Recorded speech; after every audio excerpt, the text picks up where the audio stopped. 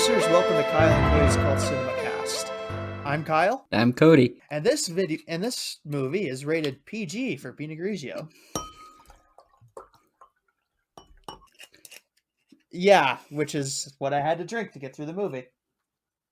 I don't blame you. First time trying Pinot Grigio, really, it's not bad. Yeah, so this is part 3 of our Razzie movies that aren't actually that bad. And this one's kind of bad, actually. It's definitely horrible. Yeah, it is a kind of swept the Razzies in nominations that year. It only won Worst Remake or Sequel, but it got nominations in Worst Picture, Worst Actor, Worst Actress, Worst Supporting Actor twice, Worst On-Screen Couple with Jamie Kennedy and everyone stuck sharing the screen with him, Worst Director for Lawrence Gutterman, and worst screenplay. Yeah, and worst screenplay. Nice little sweep there. Yeah, I don't know. It's not hard to see why. I wish there was like a visual effects Razzie, because that definitely would have won. Yeah, there's no visual effects Razzie listed for that year, which is weird because it should have probably had one. Because the visual effects are by far the weakest part of the movie. Actually, I think it's almost dwarfs the ineptitude of the actors in the film. And I mean, I went into look at Lawrence Gutterman here quickly just to see kind of what he's done outside of this movie. And I mean, he's done Cats and Dogs in 2001. He's done Son of the Mask. He did Ants. He's a director of additional sequences. I don't know what that means in terms of... It means he's like a assistant director, I think. It's stuff that's not part of the thing. Yeah, he is Canadian. Yeah, Canadian filmmaker. Cats and Dogs, I don't recall that being very, very neat. This was actually his last movie he directed.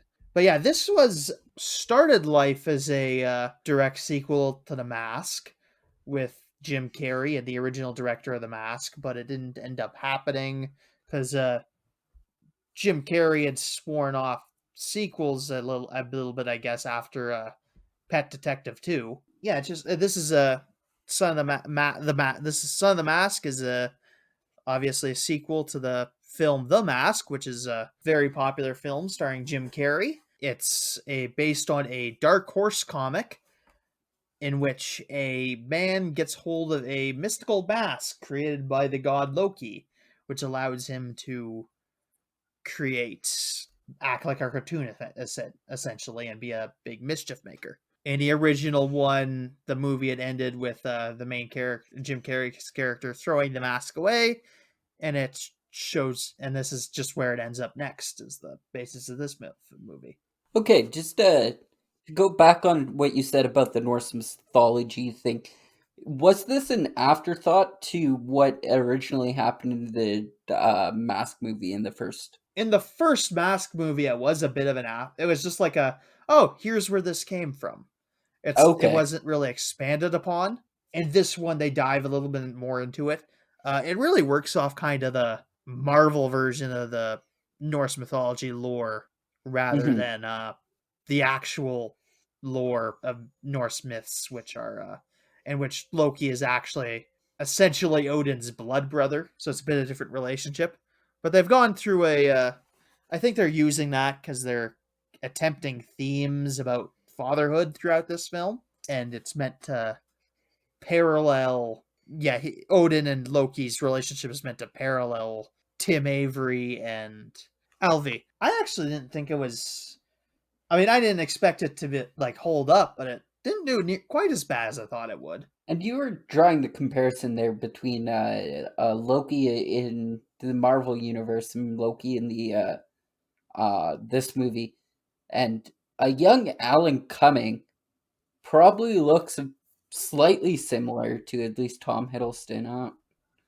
I guess this came out long before that, though. Oh yeah, similar facial features, though. I guess, yeah, like a cheap knockoff Tom Hiddleston, I guess. And he's not exactly a sex symbol like Tom Hiddleston is. No one's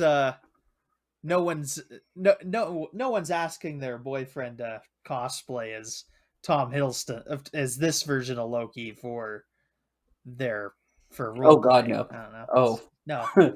Oh yeah. He is really like a lot of this movie is very dated to 2005. And the thing about things that are really dated like this is they aren't even that cool at the time. It's just like a big executive telling them to go do things this way because that's what the kids like. This is a fair bit less mature than the original The Mask. Maybe spurred on by the cartoon show that was took place between The Mask and this. I don't recall the plot of the cartoon at all or how popular it was. It was on a couple times when I was a kid, but I never don't recall it. I didn't even realize there was a Mask cartoon. I think it was more on American TV. I don't think it was aired too much on Canadian TV. Okay, that makes more sense then.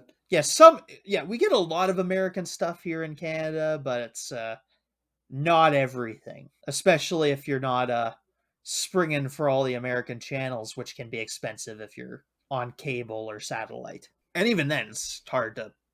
I mean, even today, you can't always. I was going to say it's a little easier to get American stuff today, but even then, it can be difficult. I mean, Disney Plus didn't come out in the UK until like 6 months after it launched or something like that. So yeah, I guess we'll get into the plot here. We've talked a fair bit about this.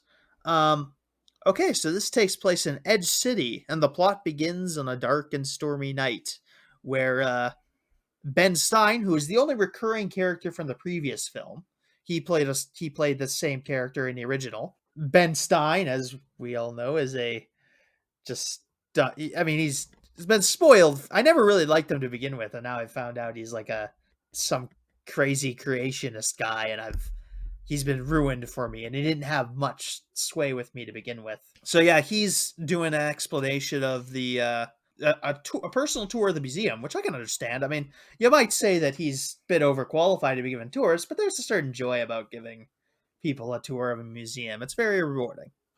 I've Yes. done it several times. I like to volunteer in museums. Especially the bigger ones. We don't have any museums out here worth going to. How dare you? You've professionally insulted me, Cody. So Stein's giving his introduction to the thing, and he points out a display containing the mask, which is the same mask from the last movie, obviously. And then Loki takes offense at some of the shit Ben Stein's been saying about his legends, saying that he got cast out and that he's a big loser whose dad doesn't love him enough, and he makes a big tantrum and breaks the mask out of its glass cakes to find that it's made in Taiwan. So yeah, and that's the intro to the movie. Oh, actually, wait, the cops show up at that point. They attempt to apprehend him, but he transforms into his green state, which is reminiscent of the mask. It's actually painted on, but it does look very what someone in the early 2000s thinks no, what someone who wants to son to look cool in the early 2000s makes someone to look cool like. It's got like really dumb spiky hair. He's got like tribal tattoos on his face. It's very lame even for the time. It's just like he's not pulling it off. Very Darth Maul-esque. Yeah, I guess. Yeah, Darth Maul has spiky hair and tribal tattoos on his face. Well, no, Darth Maul has actual horns on his head. This guy just has dumb spiky hair. That's fair. That's clearly dyed dark black or something. I mean, when you have I don't know, $100 million budget, but a lot of that's going to CGI. I'm assuming they didn't pay the actors. Is that what this thing's budget is? 84 to $100 million budget, and it made $59.9 million. Yeah. Yeah. No, that's higher. Well, 85 million's a little more expectable a bit, but that's still high. And yeah, it only made 60 million back. That's not great. Yeah. Ugh. So yeah, Alan Cumming doesn't look very good in this scene. Yeah, the cops show up and Loki shoots around the cops' feet to make them fall to the ground, which kind of demonstrates he's not as bad a guy as the bad guy in the last film was. Uh, Which, uh, Sorry, I just had like Batman flashbacks where they're like, I don't kill people, and then you see all the people being like kicked off 10-story buildings. It doesn't matter if he just shot at their feet and had the floor fall out. It matters on the fall going from that floor to the bottom floor, and if that kills them, then that kills them there, right? yeah, I suppose I could say that's cartoon logic, but you do make a point there. Everything in this movie is cartoon logic, and it doesn't make sense. Yeah, you don't get the impression like with the villain from the last movie where he's like shooting bullets out of his mouth and like he's actually using this to be dangerous. He's just a silly goofball who's killing people in silly ways, granted, but you don't really get the impression that he's a lethal threat to the heroes. Uh, Tell that to Ben Stein, whose face is permanently in a glass display case. I mean, I don't give a shit about Ben Stein, so Yep, but medically, how are they supposed to resolve this issue at that point? He's just who permanently stuck cares? as a face in a box. I mean, I guess he's arguably not dead, but Yeah, no, he's fine. He's fine. They'll probably just slap it back on. that's not how faces work. Yeah, it's a cartoon. He'll be fine. He'll be fine. We find out the premise for the movie with this scene that Loki is looking for his mask and trying to reclaim it. We cut to the next scene where the main dog of the movie Otis. Lots of the names in this have kind of like funny implications because the dog in the last movie was Milo, and this one's Mhm. Otis. And there's a movie called something like The Adventures of Milo and Otis. Yeah, a lot of the names have weird things like that. Um, the main character Tim Avery, that's a homage to Tex Avery, who's a iconic cartoonist who's responsible for a lot of imagery the mask apes off of. He's Tex Avery is his most famous cartoon is Red Hot Riding Hood. It's the iconic one where the wolf ogles Red Hot Riding Hood, and his the wolf's eyes comes out of his thing. He's just like, whoo. I think I have a remote idea of what you're talking about. Yeah, you've probably seen clips of it. It's probably not. You may not have watched the whole thing or Mhm. anything, but he was a classic cartoonist, and that's who Tim Avery is named after by the writers, and also because Tim Avery is a cartoonist in the show. So, yeah, Milo finds the mask in the water. He walks and then proceeds to walk home. This is a weird scene because we find out they're not at their place. Like this, he digs out the water. Then we go to this scene at it's one of Tim or his wife's siblings, and they're meeting their baby, which they have to drive to. But the dog, who has just picked up a mask in the middle of nowhere, walks back home and then gives the mask to Tim. So this is a weird little continuity gaffe because it seems like the dogs just followed them home for several tens of miles. Or he is just out and about in town. Oh yeah, that is what happened. Yeah, that is what happened. But it's just weirdly shot, where they don't do like a transition or anything. It just kind of pans over to the sibling's house, and it's yeah, it gives you a weird impression of the distance gone here. So yeah, our title character Tim, or our main character Tim, and his wife Tanya are at their one of their siblings' house, or their one of their brother's house, and they are.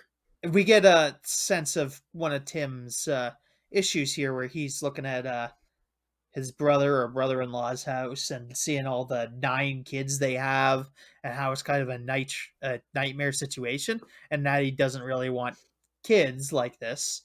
And okay, yeah, that's he also gets head butted in the crotch by one of the kids, one of his nephews, so that's another thing that happens. And he's just like the brother asks, "Hey, when are you two gonna have your baby of your own?" And he's like,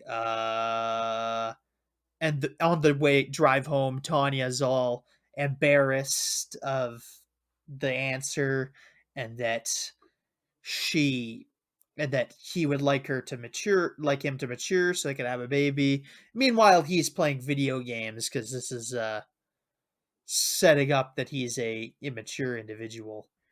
But I don't know. It just doesn't seem like it's a necessary part of the movie that they need to have because he has a valid reason later, a little bit later in the movie, that he doesn't want to have a kid if the kid's going to look at him and think he's a loser. So he wants to do something to make himself successful before that happens. So that's a reasonable enough reason. But it's just like, oh, dude, he's playing video games. So that means he's still a loser and he's messing with his wife Mouse, that makes him an asshole. And it just doesn't. If you cut chunks of that, and it would make the movie better, I think. It's a weird scene. He's playing Mario Kart, which I mean, I guess there's a Nintendo tie-in. So, Yeah. but yeah, then he starts grabbing his wife's face and just fucking with it for like no real reason.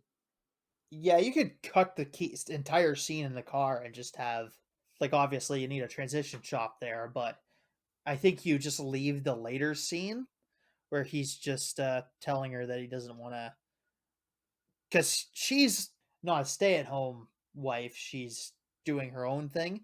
She's a fairly successful businesswoman. I forget what they said she is, but he is currently just working as a mascot at a Disney World knockoff, I guess, or like an Orlando Studios knockoff.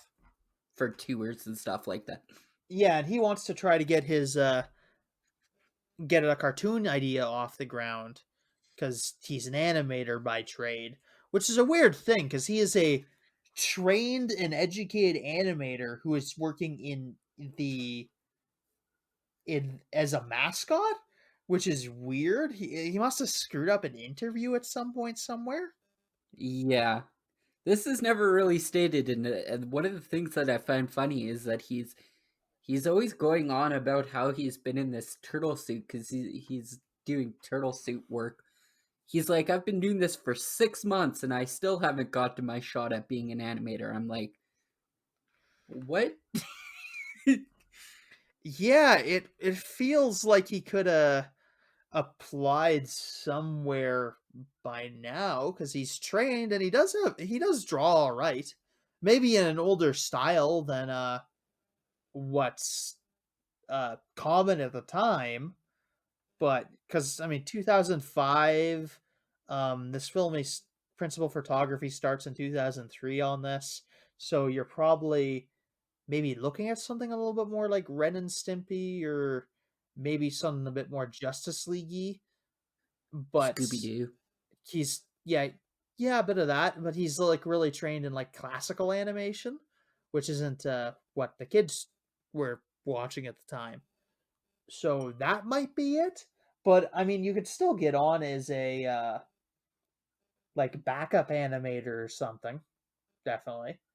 Like someone needs to draw backgrounds at very least. You may not be catching a cartoon, but I mean, you're gonna be a lot better off than working as a mascot. You know, like getting getting in the mailroom isn't necessarily a pathway up. Let's face it. That's no. They're in a different city now. In the start of the movie, they're in Edge City when they do the initial museum shot, and then they move to Fringe City Oh yeah, where I the guess mask was yeah, found. that's odd. Yeah, I guess they're in Fringe City. I got that wrong. I just wrote down Edge City because that's the sign I saw and assumed that was where the plot happens. But I guess not. Yeah. Oh, I guess Edge City is maybe where the first one happened because Ben Stein was doing work there. Okay, yeah, we figured this out. Yeah, yeah, the car scene is really bad. It just says like he's man-child because video games, and it's like they say character flaws are good, but I think in this case, him having a his character flaw could have been like a fragile ego, or that he doesn't feel like he's worthy of being a dad, and that maybe he's on like there's a lot of this. They've set up that he's like afraid of being a dad, which I mean some of that could stay in, but I think you need to lean into, oh, I just don't feel like I'm good for being a dad right now. Honestly, it just seems like this is like a kind of a sad point in the relationship where like he doesn't want they're like really disagreeing on kids, and this is where a lot of relationships just sadly die. It's not great. Yeah, it's just feels like it could have been done better, and it would have been a lot simpler, and maybe cut 10 minutes out of the movie, which is never a bad thing when you're watching a bad movie. Just on that scene before that, because I didn't talk about this dream sequence where he's having like, I'm not gonna say flashbacks, but he's having a visualization of him having a kid, and they're like in an OR, and his wife's on the table giving birth, and they're like, "Oh, this is your son," and then they're like, "And here comes the daughter." And another son, and he's like has 12 babies, and they all have vampire teeth at this point, and they're like, Yeah, he's having stress dreams about the fact that that he might end up with like this large nightmarish family, which he clearly doesn't want. And I don't think the wife's really asking for that, which is, I mean, if she was saying she wanted 12 kids, that might make her worse as a character. But he's clearly only comfortable with like having maybe one kid. Yeah, after an argument with his wife, he ends up in his dog's room because his dog Otis has its own little bedroom, which is kind of lavish, and he's playing with the dog. Um, I like the kind of like the dog actor. I don't know what you call an animal actor. Yeah, "But an yeah, animal Otis actor." is. Yeah, I guess I'm just gonna call Otis his actor. I like that Otis's actor has kind of this Phantom of the Opera thing going on, where he has like a big blotch on one side of his face, and it kind of looks like he has a mask on. I think that's a very neat thematic choice, actually. Just seems neat. I like that they did that. It's This is a damn good trained dog too. yeah, yeah, decent enough.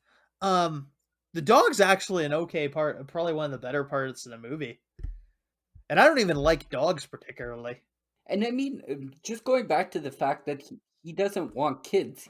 He's got like probably at least a two-bedroom house by the sounds of things. Oh yeah, yeah, they got a big house actually. Definitely afford a kid if they've got a career that's at least supporting a household. I mean, I guess it's never stated whether or not they rent or own the house. It could cost the same depending on where you are. Hmm. Either way, I think she'd obviously be the bread maker in the current situation. Yeah, but they can clearly afford some shit. I mean, he has like a nice little studio entirely. They've painted this place really elaborately and stuff they've done. I doubt although maybe that's why the dog has the room. Maybe the previous yeah, yeah, I'm thinking maybe the previous owners had the dog had like the room painted up for their kid to look like a dog playhouse, to look like with like dog prints and everything. And it's like, this looks like the room the dog goes in. Perfectly reasonable explanation, I think. Because this is probably, I mean, who knows if they built this house or not, but still. So yeah, after this, we cut back to Loki, who's chilling on a beach, and Odin calls up Loki through the clouds, and it's just like, "Oh yeah, you got to bring up the mask, you incompetent little son of mine."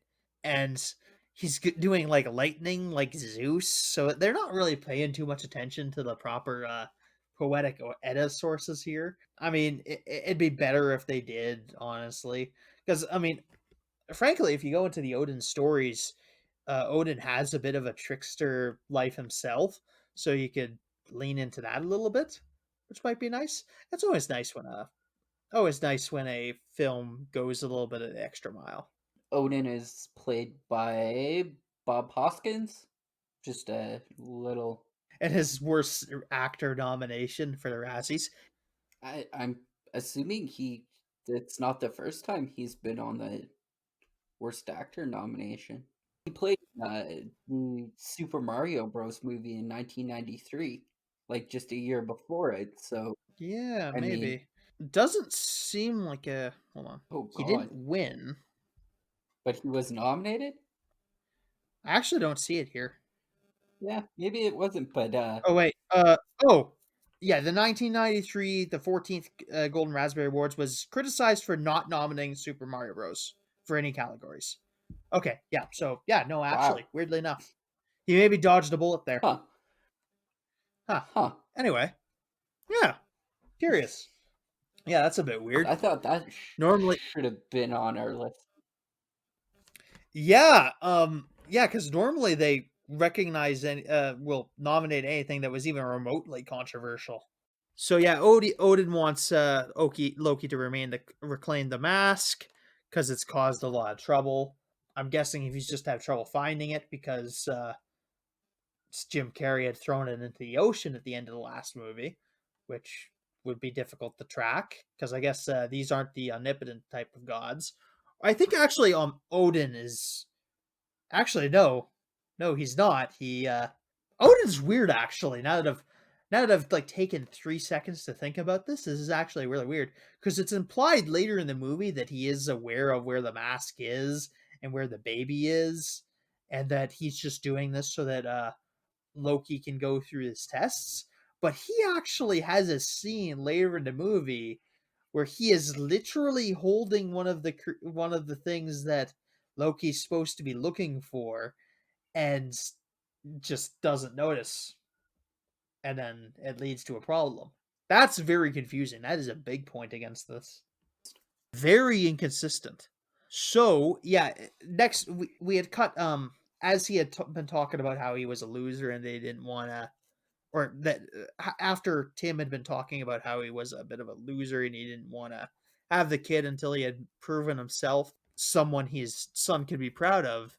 He We cut to a scene with him being in the mascot outfit, and eventually him taking a break for lunch. And this, I don't know, would Orlando have or like one of these movie based theme attractions have a cafeteria? That just seemed weird to me. I mean, I don't see why not. Yeah, I suppose it made sense actually after I started saying it. Food court type setting. But you are correct. It's more of a cafeteria than it is a food court. Yeah, mostly just a place for them to sit down. I don't actually see any food vendors, even like as far as like the companies providing food. But yeah, it's a bit odd. But I mean, I guess it makes sense that they'd have a cafeteria because they got a bunch of people taking, I guess, lunch at once. Because if you have a couple hundred employees running this place, but it's also we also see that one of the bigwigs at the animation studio they work at is having lunch there, and his friend is telling him to pitch his idea for cartoon. Bigwig at the studio gives him the standard, "Oh, you got ideas, but you need a certain spark, and the door's always open." So he gets it in his head that he should maybe try to impress him at the upcoming Halloween party, which is coming up, I guess. It doesn't seem like this is filmed in the fall. Although, I don't know if they might be in California or something or Florida. I don't know what fall looks like there. I live in a place that has actual fucking seasons, thank you very much. Does it though? Yeah, we don't live in one of these places where it's above 10 degrees Celsius all year round. I'm sorry, some Yeah. of us have to suffer through life. We don't all have it easy like you people. Yeah, but And for like that it reward, you don't snowed get like hurricanes. 3 weeks ago. Yeah, and it was gone quick. Yeah, but like our winters are different than any winters. Well, I'm not gonna say anywhere, but like our winters can range from like November till like May or June. Yeah. Oh yeah. No, we have. Yeah, it says God intended us to live in a wintry hellhole for 6 months of the year. I mean, do you see? I mean, do you see the god Odin living in some tropical paradise? No, he lives in a cold, frigid wasteland of Scandinavia. And clearly, this is a universe where the Scandinavian pantheon is in effect. So, yeah, clearly living in the frigid wasteland of winter is clearly the way to go. Okay. Yes, I'm on my third glass of wine. I'm just saying they've acknowledged the fact that the pantheon exists, and they acknowledge that nobody celebrates these gods anymore, but they're still just, I Yeah, don't know. yeah, that's a weird implication. That's always weird that like these gods are real, but people have just stopped giving a shit about them at some point. Like you'd think that if these things were real, they would have maybe objected a bit more to the rise of Christianity. Like you think at some point, and he's like, "Okay, look, guys, this Jesus fellow, he's kicking our asses in the polls. We need to increase our market share, and that we need to go on a new marketing push to really get those believers. We can't You're lose just Rome. trying It's to a very American crucial market. gods the fuck out of this, aren't you? I've never seen the show Uh, or it's good. read the books. I don't. Yeah, I imagine so. Neil Gaiman's a consistent writer. I like I his work like Neil occasionally. Gaiman. I liked him better in The Sandman, but I mean, I think that's generally somewhat of the same premise. Is that gods are among us and they're just kind of doing stuff in the backgrounds that really have literally no effect on anybody's lives. Like, Loki's here having a quest searching for a fucking mask, and there's like people starving in Africa, but hey, good that he found the mask. I mean, we've never. I don't even know that the Norse pantheon would give a shit about Africa. To be fair, I mean, he's kind of out of that purview. He's kind of a regional deity, to be honest. I mean, Greek mythology, they would probably have some market share in Africa, but yeah, Norse stuff that never really spread that far south. But it's set in America. Yeah, but I mean, he doesn't have any power here. Clearly he does. I mean, like worshippers, he doesn't have any market share here. I should say, because that's the term which we're using. I now want a show about just like the gods competing as like alternative businesses, and just like Odin and Zeus are just walking around with just like old fancy business suits, and like Jesus is like this new fancy tech guy who's just like coming up and is like, "Hey, I'm offering all these new ideas and convenient options for our customers. What are you guys doing? You're offering the old ways, and I'm just making millions off your own incompetence." This is the show I uh want. have you not seen American Gods?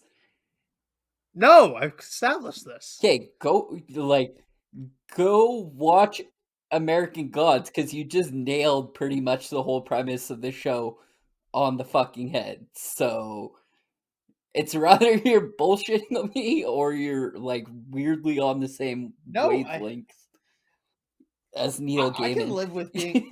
I don't mind being on the same wavelength as Neil Gaiman. He seems like he's on top of things. uh Do. Grab my book, put it in front of me where I can actually read it instead of beside my mic where it's far away and I have to look at it.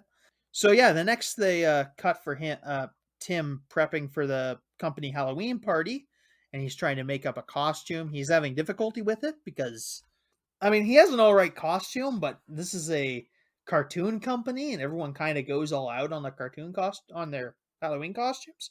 Um, he kind of takes the mask, which his dog had gave him out of because it was just some random thing lying around. He's like, "Oh yeah, I'll take this. Maybe it'll tie a costume together." And he's really kind of down on himself because he wasn't able to get his pitch. In the car ride over, he puts on the mask, and it turns him into the mask. Um, he doesn't look very good. He's got like no. plasticky hair, and I don't really care for it. Like orange plasticky hair, which is weird because he's not really all that ginger. I'm gonna just pull up a picture of him to get a look at him just to make sure Oh here. no, he's definitely not a Uh, ginger. Maybe? yeah. No. No. No, he's got Definitely like not. dark hair. Yeah, Jamie Kennedy, the actor, he's kind of got like dark hair. Hmm. Oh shit, Alvy is like his name is Liam Falconer. Cool. I didn't know you could have the last name Falconer. Badass. You have a good name, baby actor, who's actually probably like 15 now. Yeah, no, Yeah, no. Yeah, like 16. He's yeah. I like the name. Oh, the name given on the cast writing up for this movie. Otis's name is Bear the dog, Bear the dog. as I Otis. like that name. I don't know if it's just Bear or like. Bear before me this dog. Beware his woofs and tremble before his big floppy ears. But the baby's not in the movie yet, so we'll continue with the plot. So yeah, he turns into the mask. He's got like weird plasticky or red hair, which is really weird. Um, I get that you need to differentiate him from Jim Carrey's mask, but I think you needed to go back to the drawing board. At least when you saw the quality of the makeup, he does have a little bit of. He does switch costumes a little later, like into like a darker hair, and I think that suits him a bit better because it's not as you can't see every crease in it. It's too bright, honestly, for this material, I think. But I think when we're looking at the two movies as we're always comparing them as a sequel to a movie.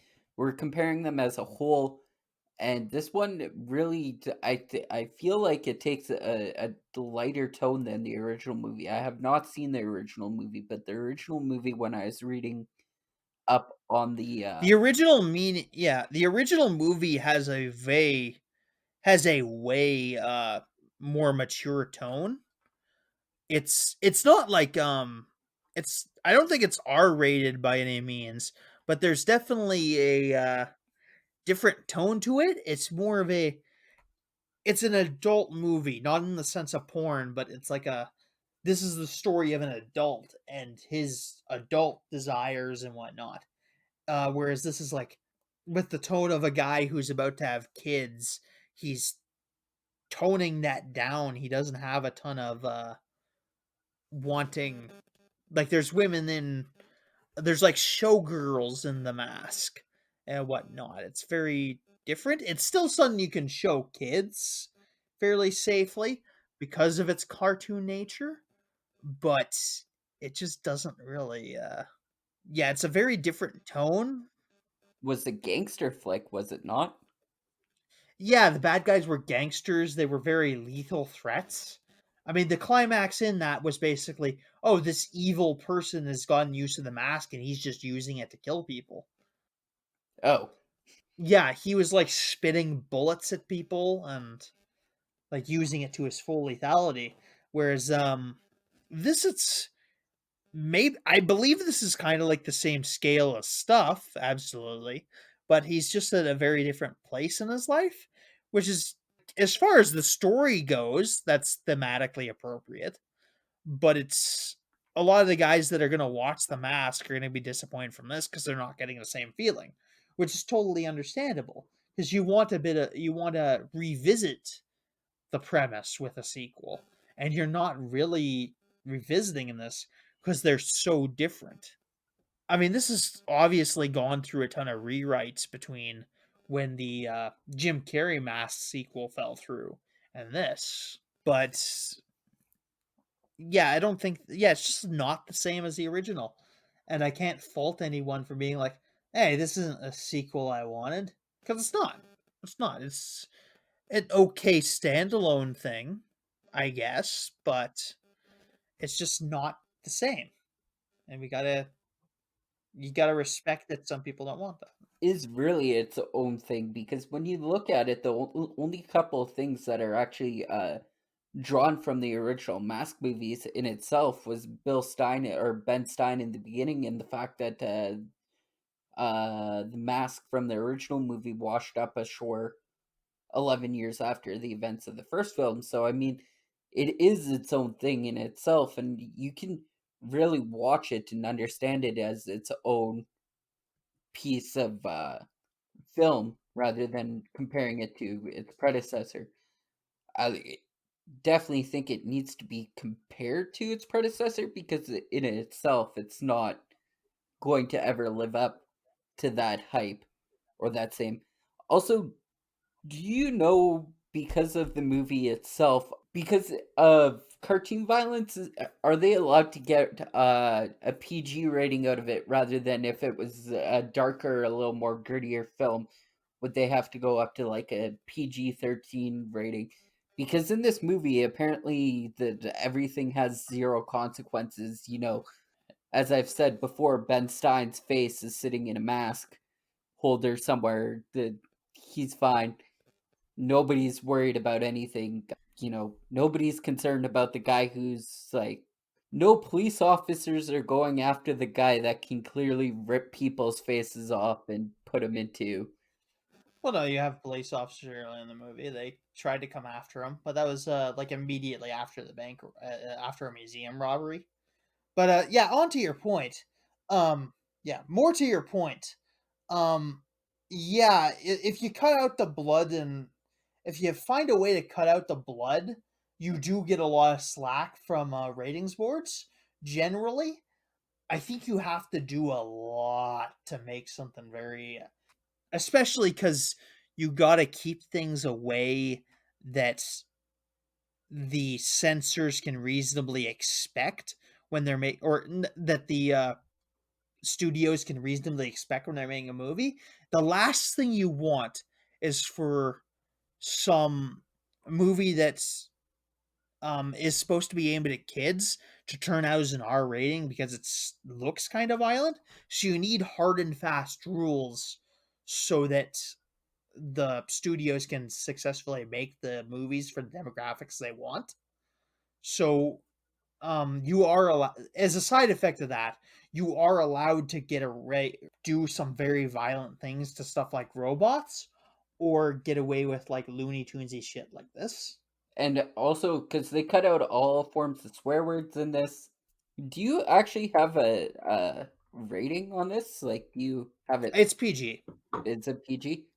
Okay, because they cut Yeah, out I think so. I'll double check here, but I mean it is a family comedy. going back to what I said. Basically, yeah, they cut out all the swear words that Loki was using. They replaced them with gods' names, so he's always cursing gods left and right. He's never just swearing at the audience. So I mean, between that and the lack of violence, I don't think it should get. And I don't think the Mask wasn't more than a PG-13. It wasn't some R-rated movie. So this is only like a little bit of a downgrade in rating. So, but it's still like it wasn't a family movie, quote unquote. It's got a lot of cartoon violence, which is less severe than regular violence. So that it's Tim has put on the mask, like he does a big musical number, then impresses everybody. It's very early 2000s for the most part. It does transition to a lounge act and a country act and a Vegas act. Yeah, I can't stress how much this movie is dated. It's very early to mid 2000s. It's very if you've listened to music from that era, you get where they're coming from. It's just not very well performed. Like in the musical number in The Mask, where he's just like um the kind of like Mhm. oh, what was it? You haven't seen the movie, so you can't help me with this. Kind of like Caribbean beat. I forget what they call it, but it's very yeah. No, that's not quite it. I don't think. I could be wrong. But the musical number in the original is very catchy, and I don't think it quite goes on as long as this. Though I could be wrong because this seems like it takes very long. Because the singing isn't as good. It's not comparable into the original where the Jim Carrey musical number was well sung and it was fun to listen to. I can't imagine listening to this on a CD. It doesn't hold up and it's not very good. Yeah, and he does this.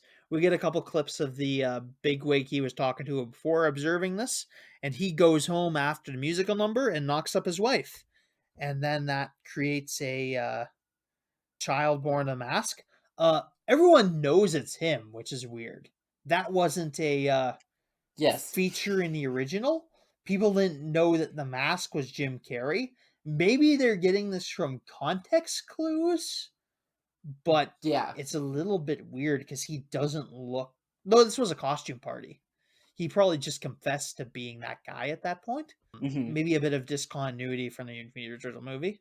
Well, even at that, even in the beginning of the film itself, or not in the beginning of the film, sorry, at the beginning of this scene, they show him walking into this party, and the bouncer asks him for company ID, and he pulls out a picture of him in the mask costume and shows it to the bouncer, and the bouncer's like, "Hey, It's you're weird in," how and I'm this like, works.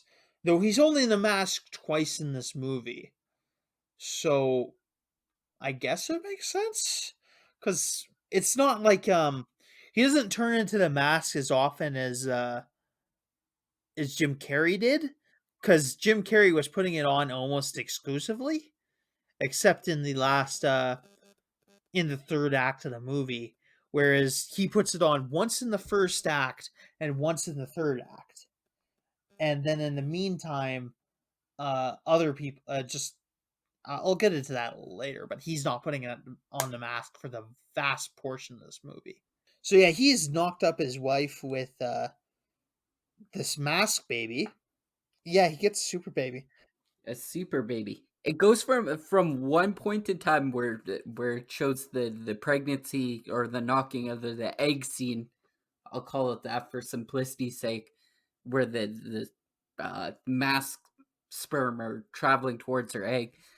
But after that, it shows that not even a day has passed, and she's having symptoms of being pregnant. But it's because the moment when she points that out is after he's been called to his office to be notified by that bigwig we had saw earlier that he has been granted a place on the animation team to pitch this mask character costume he had come up with apparently as a cartoon. So they're sharing this good news at the same time. So she's getting symptoms very early on. Hmm. The majority of the pregnancy is passed in a montage because I mean the movie's about the son of the mask. We gotta fast forward through that.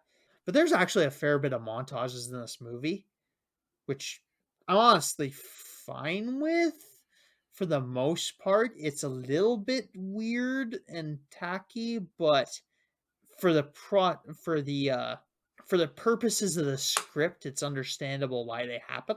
And I mean, it's only a minute or an hour and 36-minute long movie. It's not a like 2 hour grind fest, anyways. Oh yeah, it's at this point I had a revelation about this character. He's a better father than Sonny Kovacs from Big Daddy. No, let's face it here. He is a more reliable parent than Sonny Kovacs. He does know how to Uh, clean up this. He knows how to change a diaper first of all, which is more than I can say of Sonny Kovacs from Big Daddy. To clarify, this callback to our yeah. previous entry in this franchise. I can't remember if it happened before. I can't remember what happened first, but that or Star Wars.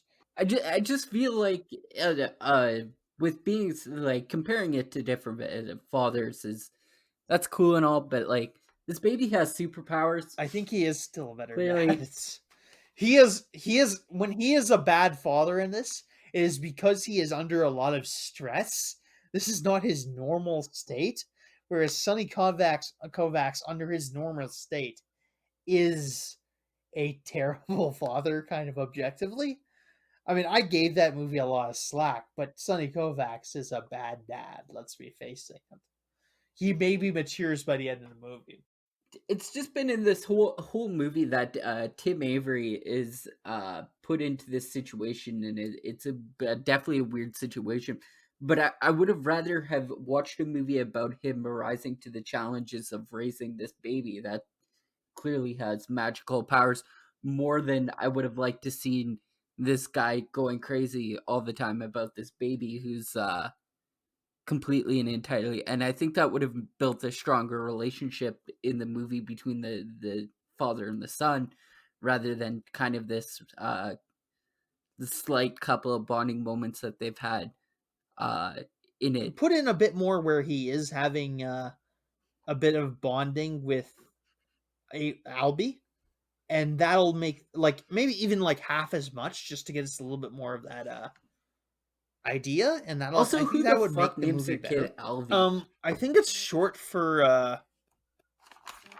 I have this written down somewhere. Yeah, I think Probably yeah, it's short Alvin, for but Alvin, I'm pretty sure, which is another cartoon reference, which I like. Yeah, I think I mean he's a Alvin and the cartoonist. I Chipmunks. imagine Yeah, this guy would be a big fan. that holds up. I believe this man is a big fan of Also, Alvin and the Chipmunks. I believe that's a possible thing. does this movie not have, or does Tanya not have maternity leave? Oh yeah, I think she almost certainly does. Or was this just montaged out of like 6 months of them raising a kid together? Yeah, Okay. we montage out a big chunk of it, but I think she almost certainly does have at least 6 months of maternity because she has to give birth, and the kid has grown a little bit of hair from the beginning. So I think it's maybe been like maybe a year, but I mean, I'm not a baby expert, but it's been maybe a year and stuff, or less than a year, I think. But it has been a bit of time. So she has certainly had some maternity leave. She does go back to work toward the end of the movie, but the kid has aged a bit toward the end. I think the kid is a couple months, like at least a few months old at that point. So we're gonna head back to what's happening in the Odin and Loki storyline, where Loki's going through anywhere to try and find the masks at this point. He is in a Yeah, he finds another fake mask. Yeah. and Loki or the Odin comes down, possesses the store clerk, tells him, "Not only have you lost this mask, but a kid was born from the mask, and you got to go find this kid." And I don't fully understand what the implication is here. Like, what's he supposed to do about the fact that there's this supernatural being being born on Earth? I don't fully understand what the purpose of the pantheon here is. Like, what is Yeah, are they trying to conceal the fact? I think the purpose of the pantheon is to give Loki fraternal rivals, so that like when Loki is underachieving, he can like reference, oh yeah, you pay attention to Balder, he's a lot more qualified than me. I think that's the point of that. It's mostly just to give him a bunch of other examples of brothers who are more efficient than him. Just at the end of this scene here, within the Wikipedia page, it says in order to get some peace and quiet, Tim lets Elvie watch Michigan J. Fox. Okay, they've had the maternity montage. Loki had come to another shop, but during the maternity montage, where he had it was an antique shop. They claimed to have a mask. It turns out it was just a made in Pakistan replica, which is really like it's a really big label. Is the weird thing. Like usually they put that stuff into little tiny letters, but it's weird because the rest of the universe is working by cartoon logic, which isn't terribly consistent with the original one.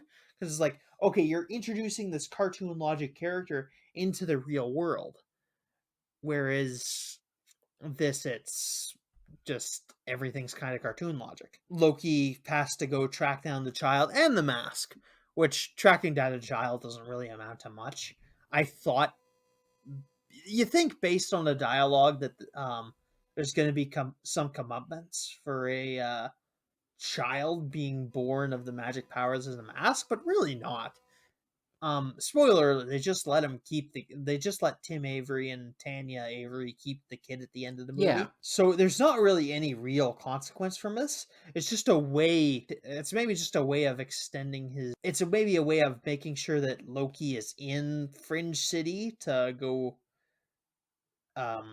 exploit the existence of the kid to move the plot forward, I guess, because it kind of does throw off Loki's eternal journey to search for the mask, I guess, which is a kind of, I guess, his punishment in this.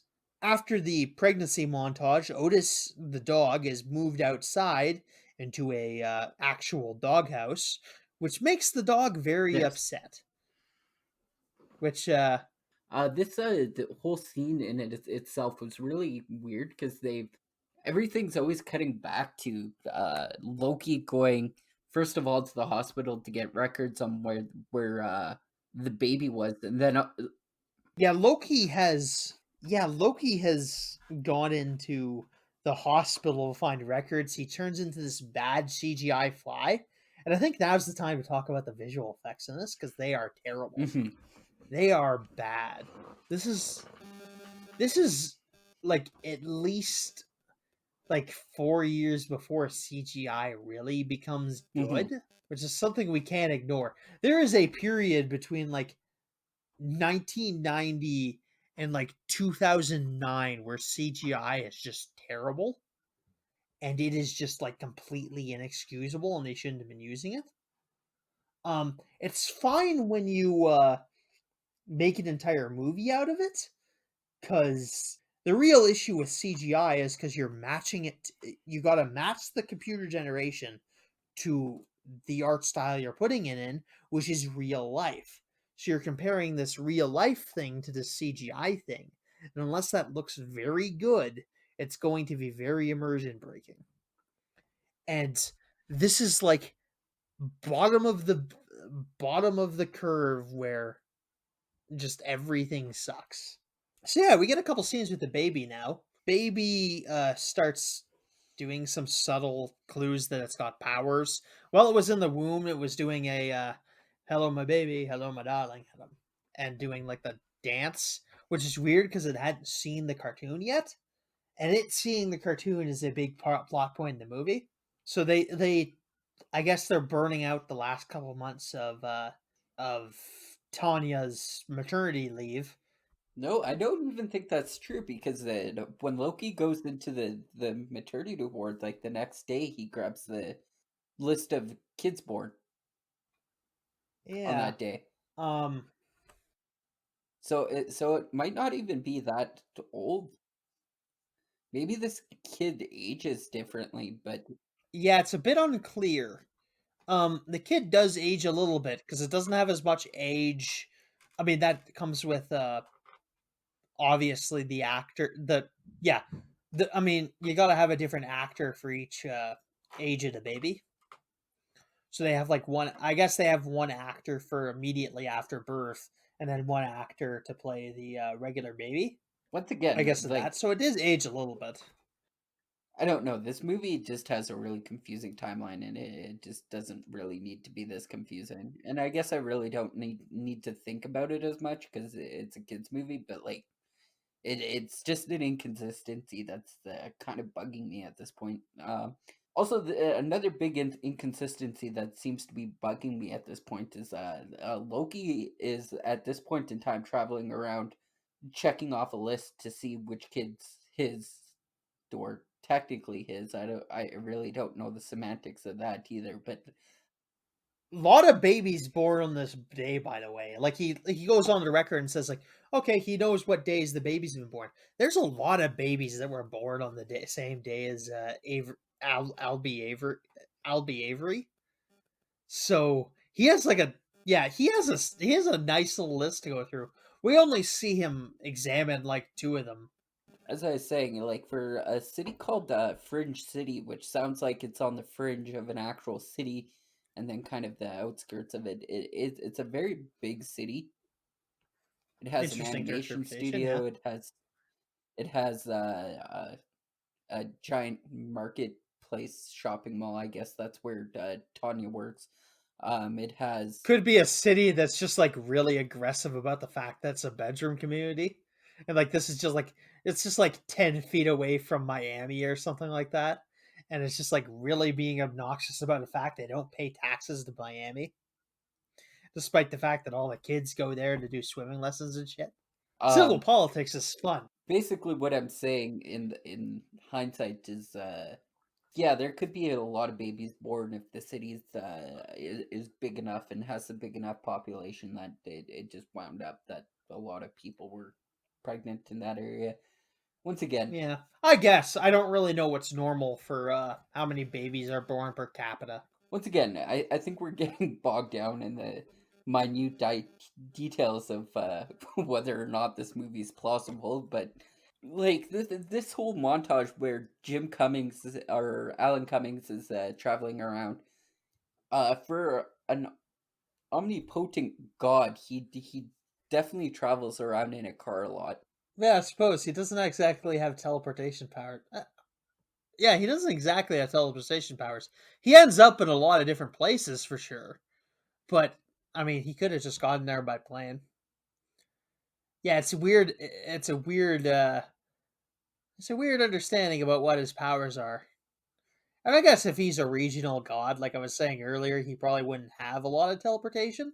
Because I mean, otherwise you just like, I mean, you'd think the thing to do would be to start like a start your religion in like three different places across the world, and then they all meet up and it's like, hey, you know what? We have a lot of you know what? Your myths are exactly the same as ours to the letter.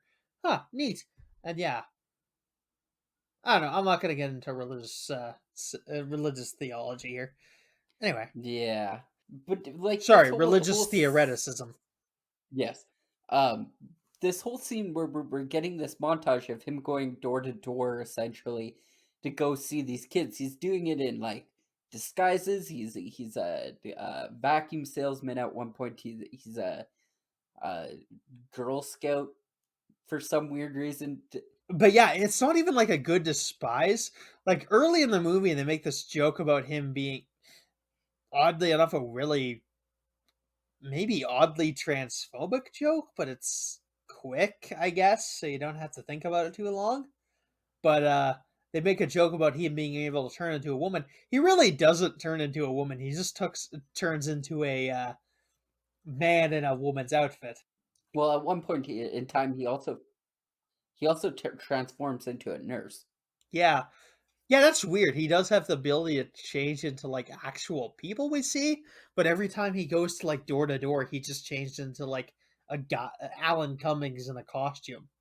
And it's a very weird thing. Like you see him abusing his powers in every single one of these scenes, but he's still not really abusing his powers to gain entry into the buildings themselves. He's always just walking up to the door and knocking.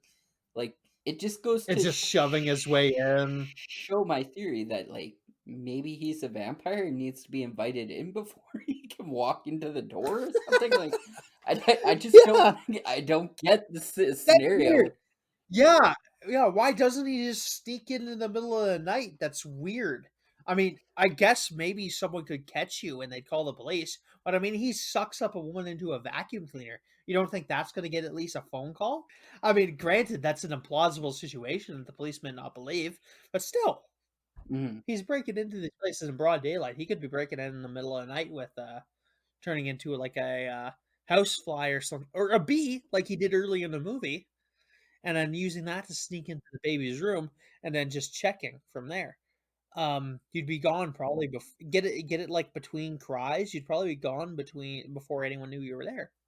Yeah, every time we talk about this movie, we've been uncovering more and more plot holes, which I think I find disturbing. I don't Yeah. like it when I really don't enjoy it that we talk about the plot and then like, oh, that's another plot hole we found. Mhm. Like I was gonna give it I've maybe like chalked down like 2 points from the score since the time we've been talking. This Yeah. really isn't all that great. Mhm. If I were like a newspaper editor, I probably would have given this thing a 4 by now, but I'm like way less generous now. Oh god. Sometimes you just gotta start at a 9 and talk your way down, I guess. Yeah, I mean, it's not like it matters. This is a 15-year-old movie, but still. Yeah. I wouldn't have started it at a 9 anyways. I wouldn't even have started it at a 10. I was starting it at a 4. Yeah. My rating will be best less than 4, kids. Mm-hmm. Um, I said I wasn't going. I said I wasn't going to call the audience kids anymore. God damn it. Sorry. Um. So yeah, Loki is testing out the babies on the list. We'll cut back to the story. We've cut a bit ahead of here. We're cutting back to the story about the baby. It kind of like does some cutesy cartoon shit between that a lot of the adults doesn't see until the time is right. The dog's really mad. The CGI is really bad. Tanya has to go. I guess her maternity leave's burned up, or they really need her back, and they call her back to go on a business trip out of town. Some other city. She has to fly there, obviously, which we see in the movie. Tim has to take care of the baby himself, but conveniently, he also has to make the pitch for the show himself that same week. So he says, "Okay, to save my job, I'm gonna work on this set while I'm at home and try to get a pitch ready for the end of the week." But the baby's causing like issues for his work schedule because it's like crying all the time, and standard stuff that would probably occur if you were working and trying to raise a baby at the same time. Probably a very logical progression here. And he eventually gives up and puts the baby in front of a TV to kind of babysit it and puts it on in front of a cartoon channel, which I guess would be Mm-hmm. Boomerang or I guess Teletoon Retro. I guess Boomerang for the States, Teletoon Retro for here. It's not explicitly stated this takes place in the States. Mm-hmm. I guess director's Canadian. We can accuse this as being a Canadian movie. I think that's fine. Well, it also said that I think Tanya has to fly out to New York. I mean, if you live in like Toronto or something. Yeah. I mean, the plane ride, she has to take the plane back later in the movie. So I guess it's not all too long. So yeah, I guess I don't know where this place is. It's probably the States. I'm trying to co-op this for the Canadian cinema. I don't know why. It's not a very good movie. Probably Um better Canadian movies to go up into the yeah. Canadian movie. No, I guess I just instinctively want to take this from the Americans. I don't know why. You can keep Bieber though. He's a piece of shit. So yeah, he's put him in front of the TV, and the kid gets a bunch of ideas from these Looney Tunes cartoons, which Mm-hmm. is terrible for our hero. Yes. As the kid gets the idea that he's going to turn his dad insane, like in the One Froggy Michigan J Evening Frog. cartoon. Yeah, the One Froggy Evening cartoon, which is the one where the frog's just like, "Hello, my baby. Hello, my darling. Hello, my ragtime gal." Yeah, and he's essentially trying to turn his dad crazy so that he gets taken away for. I can't remember the reason, honestly. Yeah, like, what does he really do to this baby? I Am don't I know. not? I feel like I can't. the big plot driven thing here is that Tim Avery is not the mother, and the kid wants his mother back. So instead of just waiting like a child should, he tries to drive the father crazy. Because at this point, he was sitting there talking to the kid, Alvy, and he's like, "Come on, just say dada," and he's like, "Mother." Oh yeah, yeah. He does a fun little bit where he's just like, "Mama," and the kid's talking. The kid's actually talking very early, I guess. I don't know what's normal. I don't know what's normal. That's a terrifying line to say. Actually, now that I'm Yeah, thinking about it. but I mean, this movie blurs the line between normal and just cinema bullshit at this point. So There's actually a funny line where he's just like, "Mama, mommy, mother," and then later in the movie, there's a callback to it where he's just like, "Madre," which is Spanish for mother. For those who don't know, I think everybody understood that. you think. So yeah, the baby gets this idea. I mean, my only defense is that this is a child, like a very young child, and it may not understand implications of its mother leaving for a business trip. So it may be, or they may be I can't words. Yeah, yeah, that the baby may not be totally cognizant of the idea that their mother is leaving for reasons that are almost certainly unknown to the child. So I guess that's it, but that's a generous interpretation of the movie, I guess. So yeah, it sees a bunch of Looney Tunes. Obviously, the One Froggy Evening cartoon, which is the famous one, sees a bit of Woody the Woodpecker, so that he can imitate the laugh. So, meanwhile, the dog has dug out the mask because it wants vengeance on this baby that has taken its room. Which fair. I mean, look at this from the dog's point of view. This child has come into its home and tried to take its land from it. What other reasonable response is there but violence? Ugh. So yeah, the dog puts on the mask and it comes up with a plan to get rid of the baby, and has the delusion that the parents are going to be very excited about this. Um, to be fair to and this I forgot to bring this up, but to be fair to Tim, he does own up to the situation. He doesn't really whine about the fact that his wife gave birth. It's like, I guess I knocked up my wife. It's all my own fault for not using a condom, really. So yeah, he doesn't like divorce her or anything stupid like that. He owns up to his responsibility here. So another he's honestly a decent dad in this. I won't accuse him of being like a big supervillain dad. He was on a lot of stress in the situation. I don't think he's definitely not normally like putting his young child in front of the TV, which isn't really a sin. It's not something you're supposed to be doing, but I mean, in a pinch and in his situation, I don't condone it, or I yeah, not going to condemn him for it. Essentially, no. which you just brought up a fact there. Um, does Tim have any form of idea of what he does while he's wearing the mask? He doesn't mention that he has any real memory of it, from my understanding.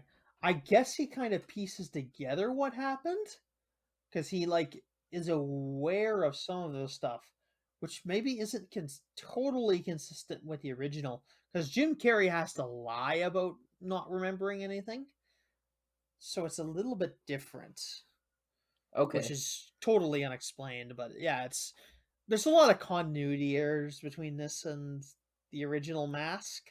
because I mean that's pretty much.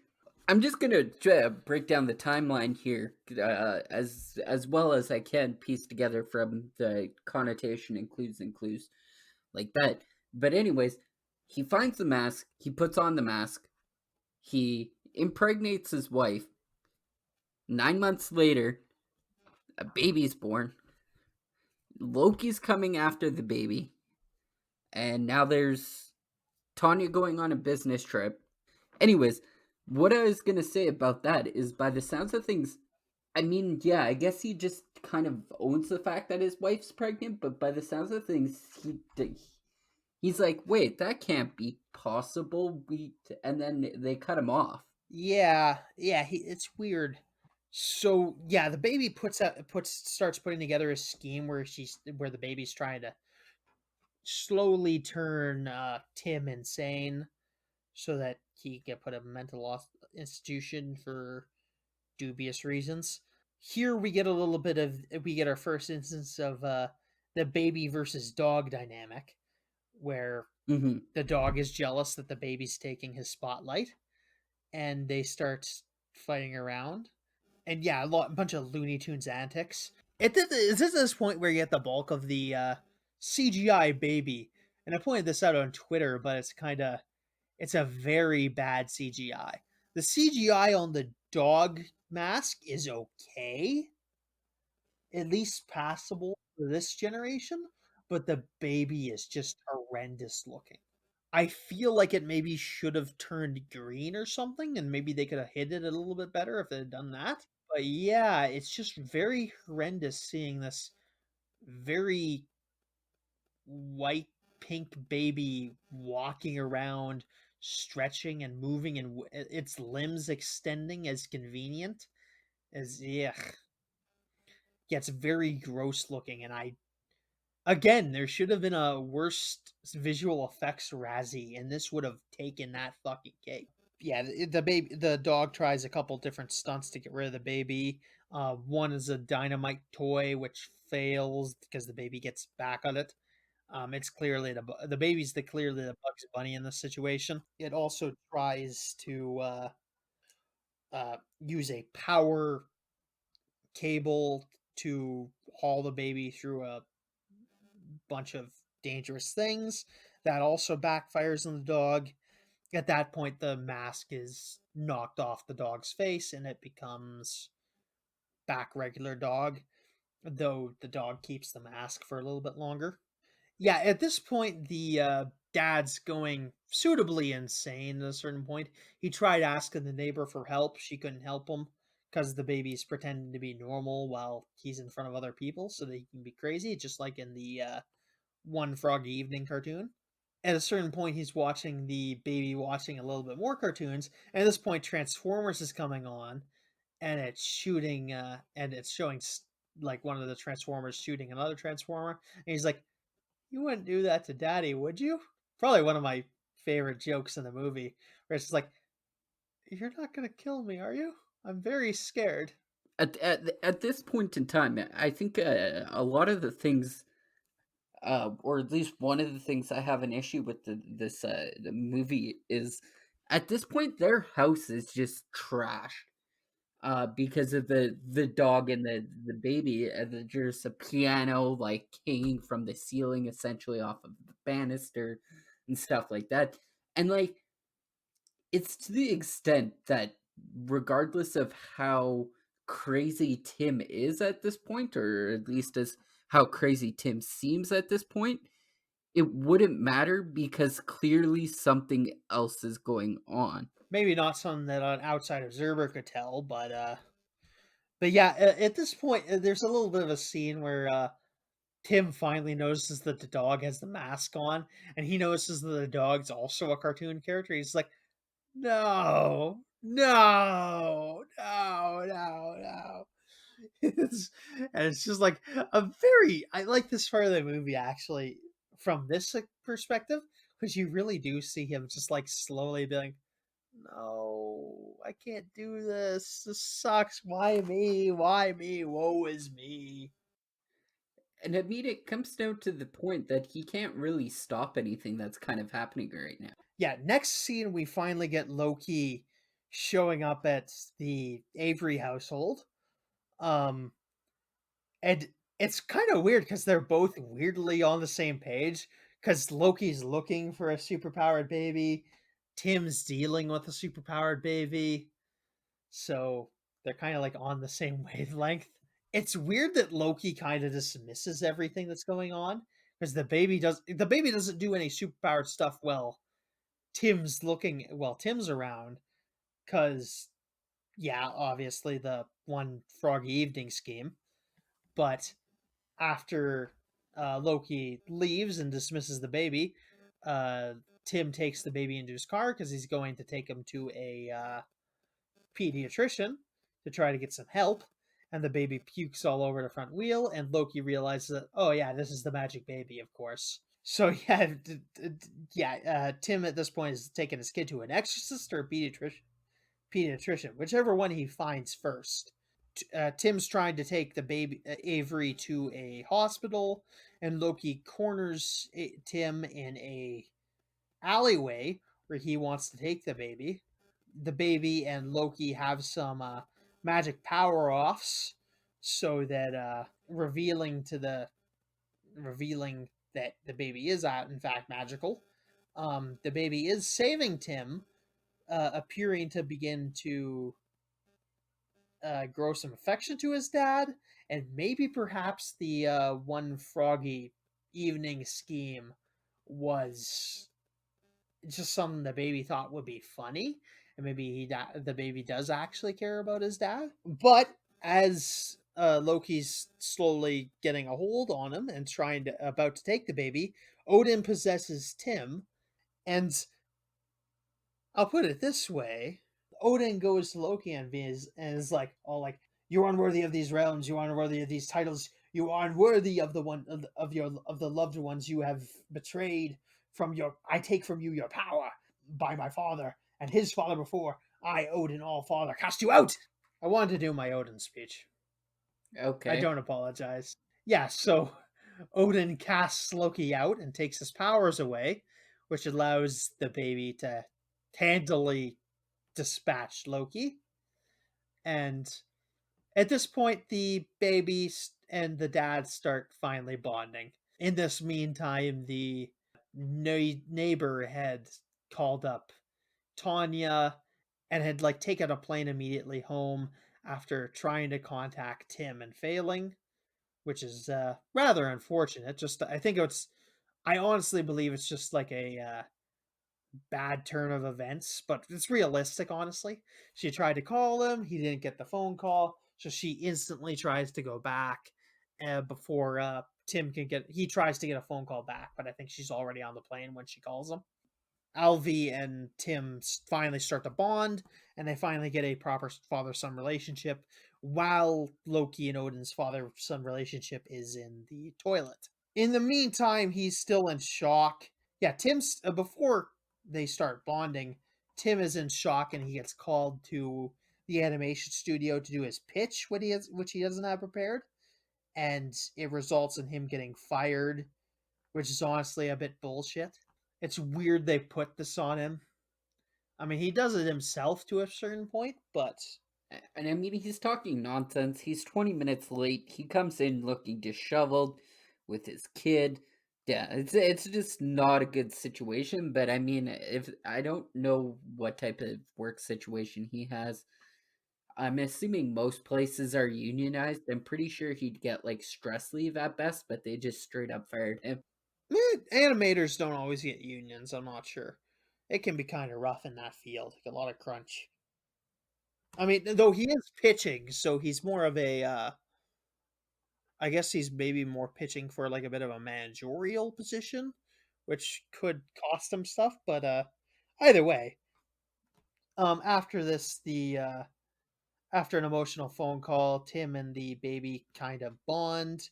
Loki, in the meantime, sneaks back into the house in the middle of the night to locate the baby. He uses a ritual to contact Odin, which is just a pagan ritual, whatever. Loki manages to talk Odin into giving him his powers back for a limited time because him screwing up was honestly completely Odin's fault because Odin has interfered and refused to listen to Loki. And his initiative in remembering how to do the ritual had impressed Odin a little bit. So he agrees to give Loki back his powers for 1 hour in order to get the mask. After that, he's screwed again.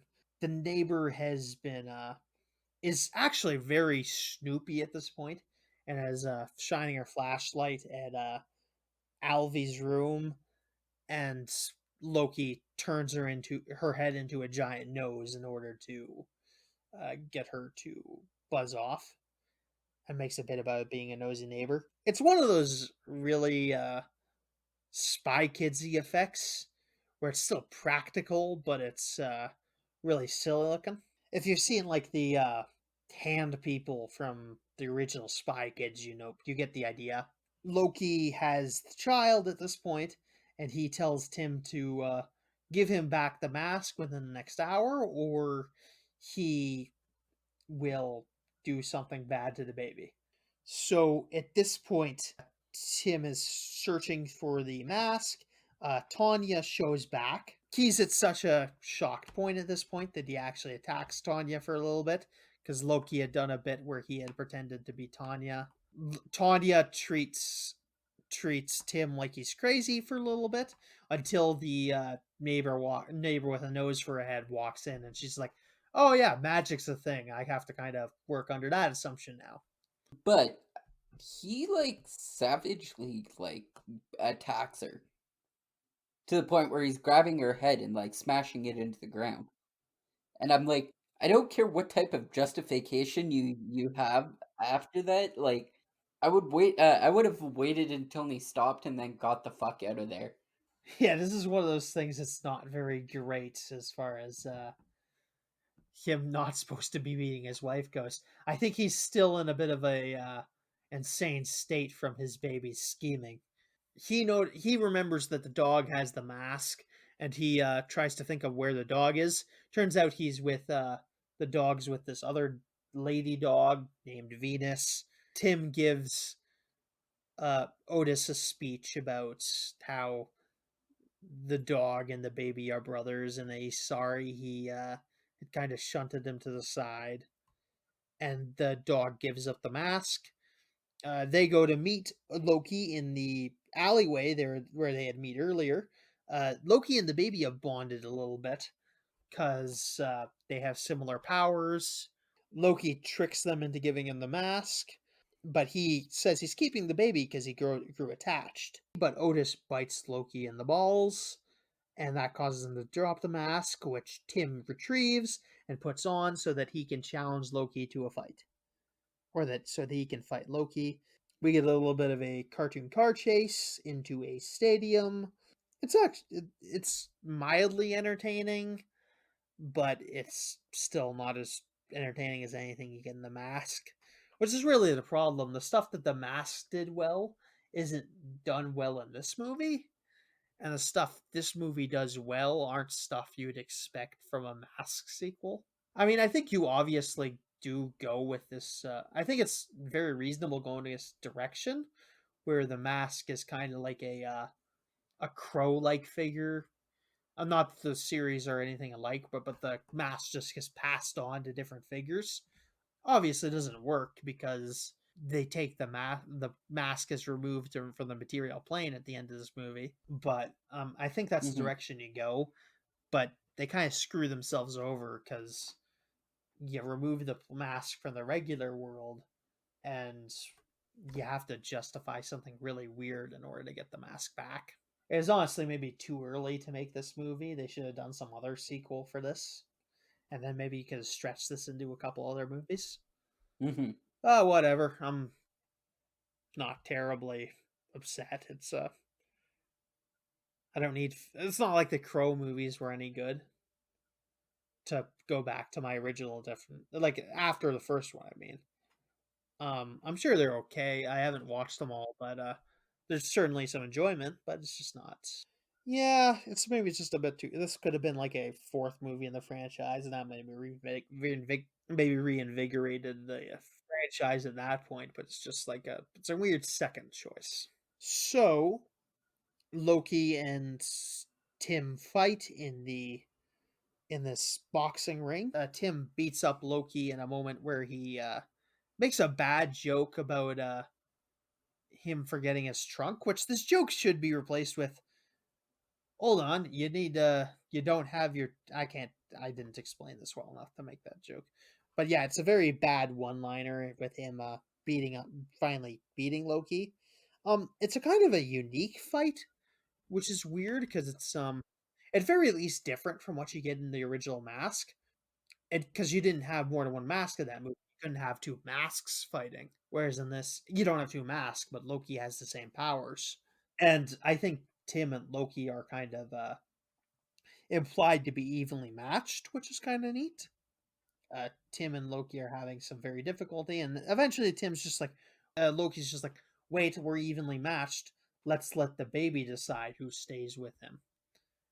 And yeah, kind of anticlimactic. But I mean, I guess it's thematically on point, I guess, though it's not entertaining. It's anticlimactic and borderline just bad parenting for Tim to be like, yeah, okay, let's let this baby decide who wants to. Like, I'm his parent. Let's just give him over to this random Yeah. stranger god that I just Yeah, met true like point. 2 days ago. He maybe should just be fighting to the death to keep his baby.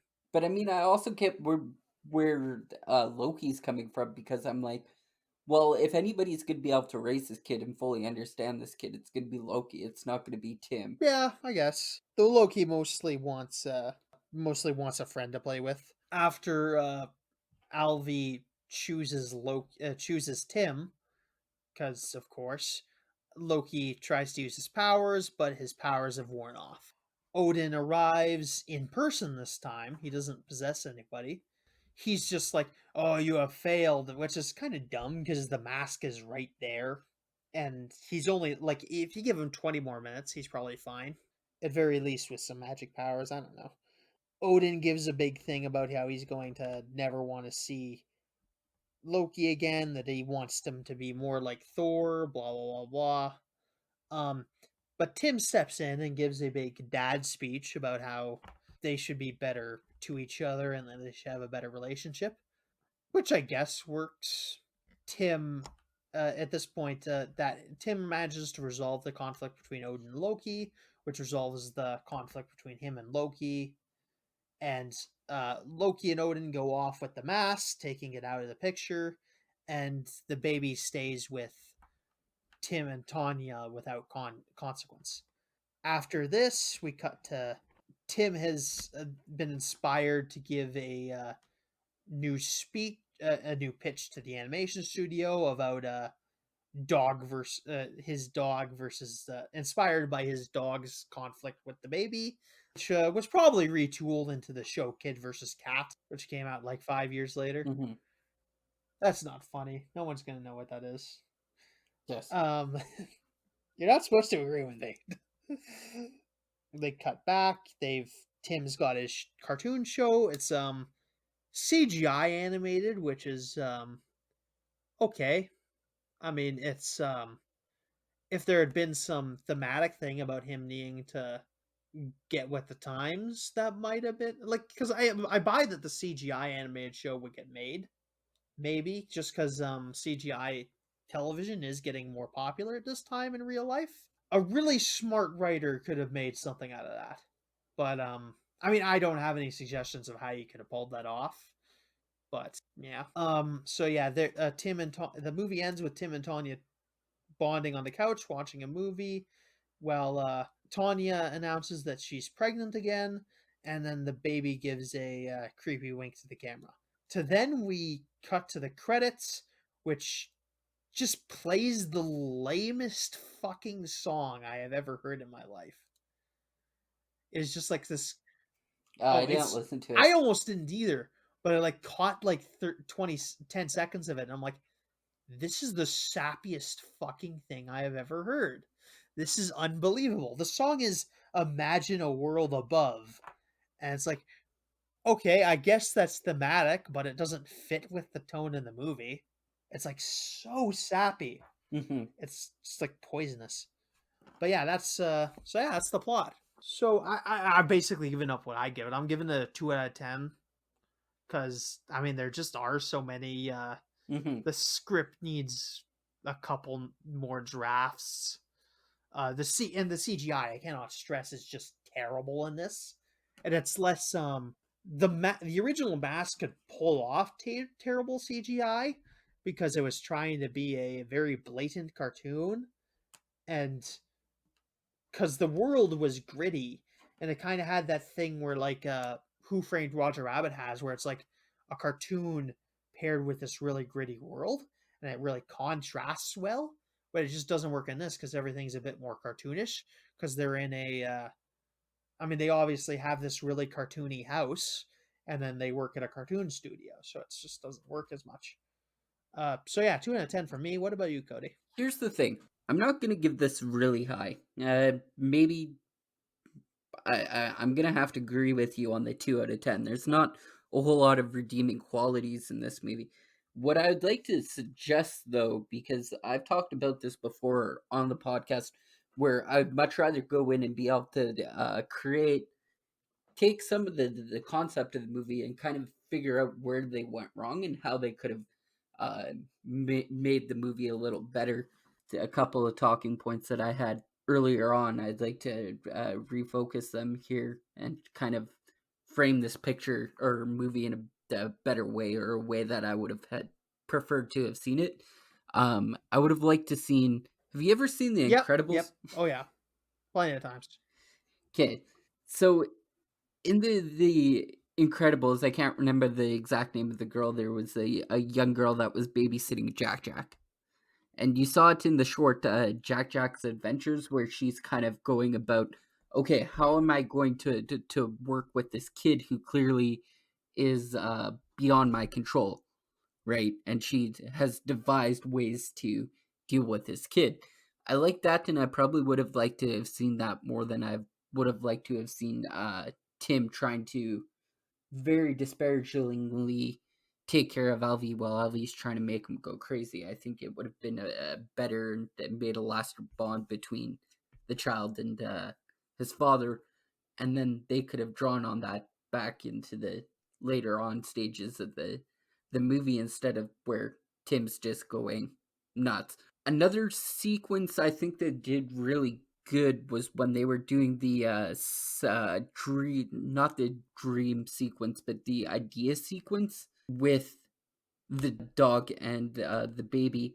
And I think if they would have used that type of animation style throughout the movie, it would have been a lot different. Like as you said earlier, Who Framed Roger Rabbit, which is from my understanding is still a critical success. Yeah, I think going with a 2D animation style instead of CG would have done this movie some favors because you can make it look a lot better. Because this is still an era where CG is not reliable to produce. CG is not reliable to not so much that, but it's not reliable to blend in with the real life environment as well. That technology is not quite there yet. But I think, yeah, you could have gone with something more like the baby turning into 2D for a little bit of the movie and that demonstrating the thing. That would have also given us a transitional state where the baby is able to use his powers, much like Loki occasionally turns into a green guy to use his powers. I just would have defined the relationship a lot better, and then I would have Yeah, yeah this switched animation styles.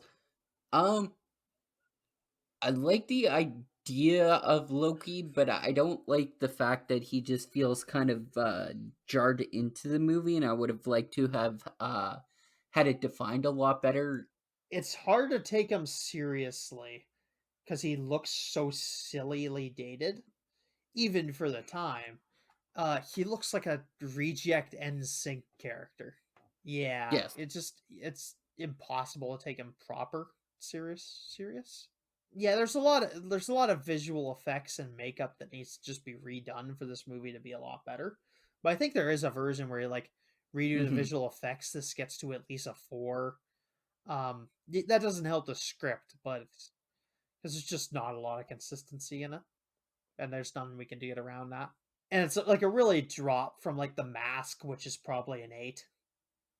I'd maybe give it a 7 actually, but it's very easily an 8 for a lot of people. and I don't know. I just feel really disappointed. Like The Mask was this box office success, and then this is just kind of like the most underwhelming sequel I think I've ever have actually watched, and then it just critically flopped after that, pretty much just killing the series, which they have a good premise for. And I mean, I guess they didn't really leave a whole bunch of loopholes in the end of the movie when they take the mask away, but like they could have done more after the fact, and now they've just kind of it's dead in the water as a project in itself if they were trying to make a full continuation.